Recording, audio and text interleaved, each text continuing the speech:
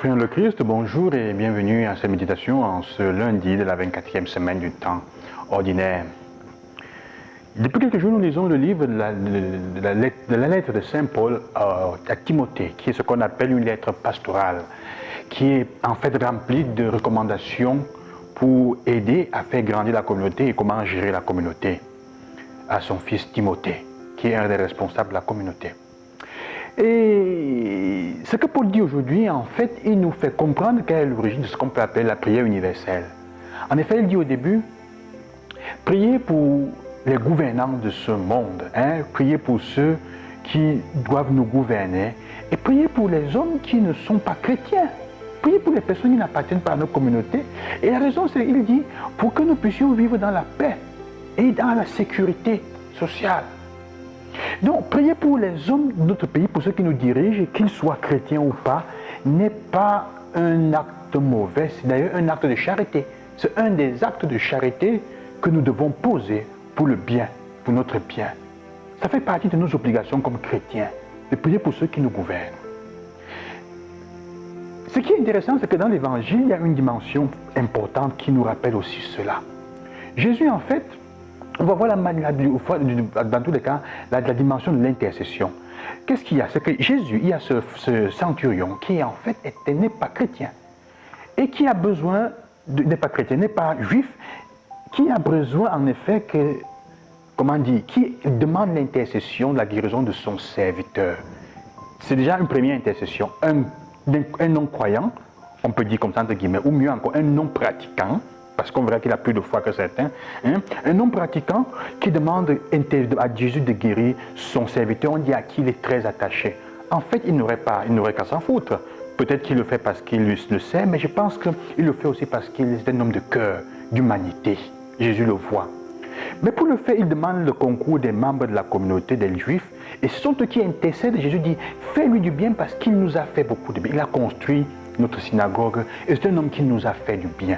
D'autres témoignent pour lui. Et Jésus, au moment de le guérir, il nous laisse en héritage une des plus belles prières que nous avons dans notre liturgie eucharistique. Seigneur, je ne suis pas digne que tu entres sous mon toit. Et en anglais, Lord, I am not worthy that you should enter under my roof. But only say a word and my soul shall be healed. C'est plus beau en anglais, je préfère. Mais dis seulement une parole et mon âme sera guérie. Elle sera guérie. Alors il nous laisse cela. Jésus dit, en Israël, nulle part je n'ai trouvé une foi aussi grande et belle que la sienne. Deux choses que je voudrais partager avec vous. D'abord, il disait cette affaire de l'intercession de cet homme et qui a besoin de quelqu'un d'autre. Frères et sœurs, nous avons toujours besoin que les autres intercèdent pour nous. Et nos actes bons parleront en notre faveur.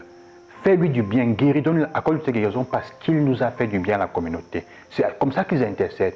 Tous ceux pour qui vous allez faire du bien intercéderont pour vous auprès du Seigneur et il ne pourra ne pas agir parce que la prière des personnes un peu le forcera. Il nous a fait du bien, Seigneur. Ils seront devant le Seigneur pour toi chaque jour. La deuxième chose, c'est que Jésus montre une attitude que nous devons avoir. Il admire la foi de quelqu'un qui n'est pas de la communauté. Parfois, nous avons peur ou nous ne voulons pas aussi constater le bien qu'il y a dans ceux qui sont en dehors. Et quand il y a du bien dans quelqu'un qui ne pense pas comme nous, ce n'est pas moi qui ai fait cela, on tend toujours à chercher une manière de dénigrer. C'est bien mais, et le mais plus pesant semble plus pesant que ce qu'il y a. À la fin, le mais, ce qu'on veut dénigrer, la limite qu'on voit, on la charge tellement qu'elle offusque même le bien qui a été fait. Jésus n'est pas comme ça. Jésus dit, apprenons à voir la foi qu'il y a dehors. Il y a beaucoup plus de croyants dehors. Ou plutôt, il y a aussi bien des croyants dehors de notre église qu'à l'intérieur, même s'ils ne sont pas pratiquants.